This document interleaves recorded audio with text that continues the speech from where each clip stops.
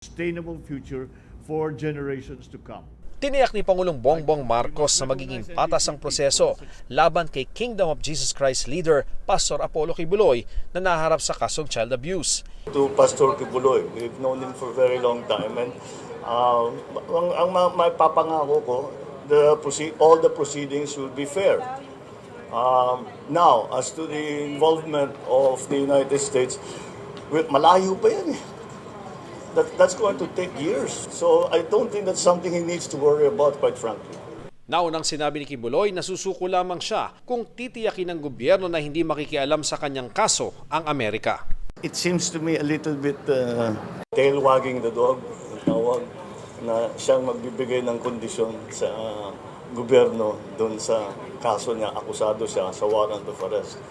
So, I mean, we will exercise all the compassion to Pastor Kibuloy. Sa isang statement, sinabi naman ni Justice Secretary Jesus Crispin Remulla na hindi maaring magpataw ng anumang kondisyon si Kibuloy para sa kanyang pagsuko. Ang dapat daw na sinusunod ay ang nakasaad sa batas na umiiral para sa lahat. Binatikos naman ni Senadora Risa Ontiveros ang audio message kamakailan ni Kibuloy. Pastor Kibuloy, lumabas ka na sa lungga mo. Tutal, nagpapa-interview ka naman sa mga vlogger. Magpa-interview ka na rin sa amin sa Senado. Ang PNP, sinabing pinag-aaralan na ng Firearms and Explosives Division na suspindihin o revoke ang lisensya ni Kibuloy na nagmamay-ari ng 19 na armas. Pero dahil itinuturing ng fugitive si Kibuloy, maari na raw siyang arestuhin kahit ng isang sibilyan.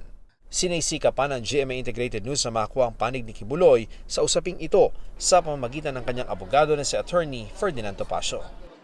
Process over into Baroque. So that's the